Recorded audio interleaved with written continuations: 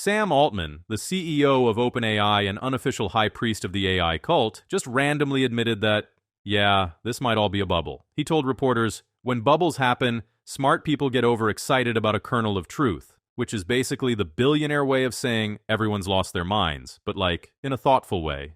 He even compared it to the dot-com bubble, that fun time when the NASDAQ lost almost 80% of its value because it turned out most internet companies were just PowerPoints with mascots. And honestly, he might be right. The US stock market has almost doubled in 5 years, mostly because 10 giant companies promised AI would change literally everything. Altman's raised billions and is already talking about spending trillions on data centers, which is a totally normal thing to say if you're planning to buy a small moon. So here's the real question. If this is a bubble, what did we actually buy? This is where things get weird. Most of the headlines you see about the AI boom aren't about how much value AI has created. They're just about how much the price of a few companies' stocks have gone up, which is kind of like judging the quality of a restaurant by how expensive their forks are. Here's the catch. When a company's market value jumps by hundreds of billions, it doesn't mean that much money magically appeared. It just means the last person to buy the stock paid more than the person before them. It's like if a single banana sells for $10, that doesn't mean all the bananas on Earth are suddenly worth $10. It just means one very confused person is about to have an expensive smoothie. So, if we actually want to know whether this is a bubble, we need to stop looking at stock charts and start counting what's real. The money, the chips, the electricity, the people.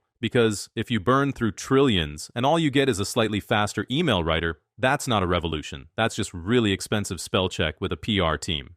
Alright, let's talk about what this bubble is actually made of. Because it's not hopes and dreams. It's metal and electricity, and mostly invoices. Just 4 companies, Amazon, Meta, Google, and Microsoft, spent about $344 billion on AI infrastructure in 2024 alone. That's more than 1% of the entire GDP of the United States, which is wild considering most of us can't even get autocorrect to spell our own names right. And that's just the public numbers. OpenAI, the company at the center of all this, isn't public, so we don't get to see their books. But they raised $40 billion, then lined up another $6 billion secondary share sale, and Altman casually mentioned he expects to spend trillions on data centers in the not very distant future. China's state-owned companies have reportedly spent another $500 billion on their own AI build-out. And based on global chip sales from NVIDIA and AMD, the rest of the world has probably dropped about the same. So altogether, we're already past the $1 trillion mark just on the hardware alone, before even counting energy, staff, or, right now, data centers already eat about 1.5% of the world's total electricity, and according to the International Energy Agency, that number could double by 2030 if AI growth keeps going like this. Which is a fun way of saying we might run out of electricity because your chatbot needed to write a limerick about avocados. The United States grid is especially not ready for this. Most of it was built in the 1960s and 70s, and it's running with just 15% reserve capacity. Meanwhile, China, who built their grid way more recently, runs at 100% reserve, meaning they can casually plug in another few million GPUs without blacking out an entire region. And this strain is already showing up on our bills. US electricity prices have nearly doubled in the past 3 years, partly thanks to this AI build-out. That hits every industry, not just tech. Which means when your grocery bill goes up, part of that might actually be your neighbor asking an LLM to write their wedding vows. The Goldman Sachs analysts say new large-scale power capacity in key U.S. markets won't come online until 2028, and data center vacancy rates are already below 3%. So the AI boom is slamming into a literal wall. There's nowhere left to plug it all in.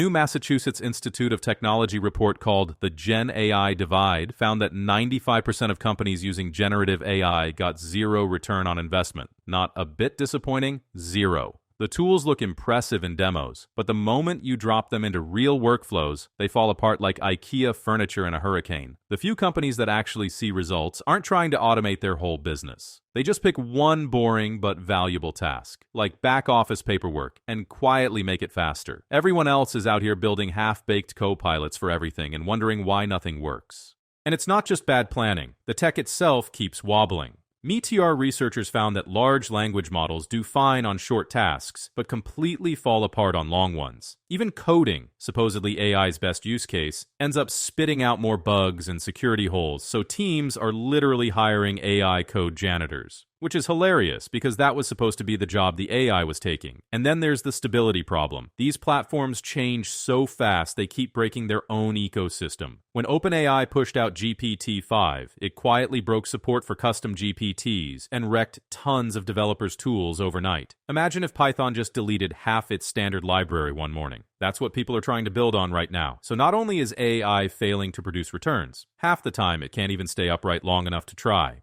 If the tech isn't ready, why are companies still throwing billions at it? Simple. No one wants to be the one who missed the future. Every big company watched their competitors slap AI powered on something and suddenly get a stock bump, so they all panicked and did the same. Budgets were rewritten, teams were rebranded, and CEOs started saying AI strategy in every sentence just to keep investors calm. It's less about results and more about not looking like the one dinosaur at the robot party. And this isn't new. The same thing happened during the dot-com bubble. Companies were adding .com to their names and instantly doubling their valuation. Sam Altman described it perfectly. This is a bubble built around a kernel of truth. The internet was real, but most .com companies weren't.